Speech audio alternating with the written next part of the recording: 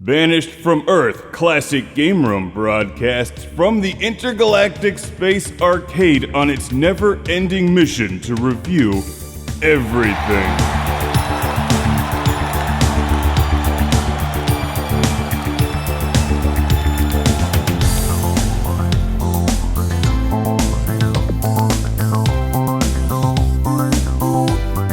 Welcome to Classic Game Room. Do you like Ratchet and Clank? Of course you do. Everyone loves Ratchet and Clank. They're fun games, and they also make for a fun book. This is the Ratchet and Clank comic book. Let's take a look. How do you lose an entire planet? Well, for starters, you write a comic book about it, and then you hire intergalactic video game superstars Ratchet and Clank to save the day. Hijinks and shenanigans follow. There's lots of explosions. And we get 2011's Ratchet and Clank, the comic book. It's exactly what you would expect it to be, and that's not entirely a bad thing, provided you don't expect it to be any more than what you're expecting. I'm a big fan of Ratchet and Clank. I enjoy the games, and it helps to have some familiarity with the characters before you dive into this one, but it's not a deep book. It reads like the plot from one of the games, as you might expect. In fact, it's like playing one of the games, except what without all the gameplay and all. You see, it's a book, and you read it and look at the pretty pictures. That's how books work, especially comic books. But I think Ratchet and Clank make good comic book heroes, and the art style from this series makes for a good-looking book. You know what they say, video games make lousy movies, movies make lousy video games. But games can make decent comic books, and comic books just get turned into whatever. So we have this nefarious bad guy named Artemis Zog, who has a device which he's using to build his own galaxy out of stolen planets that he teleports from one location to another. President Quark is confused and stupid like usual, and Ratchet and Clank are brought in to save the day, where they quickly end up in a detention center that reminds me of Guardians of the Galaxy. It's no surprise they escape, of course. And there's lots of laser fire and a few other characters from the series that you may know and love.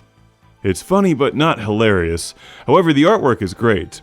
I think Adam Archer does a nice job with page layouts and capturing the expressions on the characters. Also, I like the color. It's really colorful, just like the Ratchet Clank games. So I think I can safely recommend this to fans of the Ratchet and Clank series. It's always nice to see familiar faces on the page blowing things up, even if deep down I think we'd all really rather be playing a brand new Ratchet and Clank video game.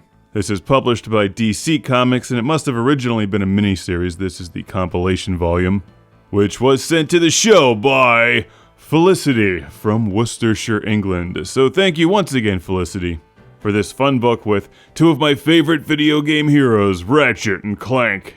No wonder do I get a comic book based on two other great video game heroes, Truxton and Fireshark. Welcome to the club. It's the Lord Carnage Club, where I give thanks to these backers on Patreon, starting with Jeff Cap Dauntless Breyer, Ohad Kane, Jack Stavros from Australia, Philip Michael Stiles of Ortona, Philip Straubenmuller of Vienna, Austria, Landon Ellerbe, Justin Duran from Palm Desert, California, Steve Chucknick from New Jersey, Sean Zoltek, Rick DeBarros, Pimp Trex, Al Stiver, Chip Senkbeil, Shadow Minion, for Lord Carnage, Busy Signal, Jason from Kamloops, British Columbia, Will, Zach Brenner,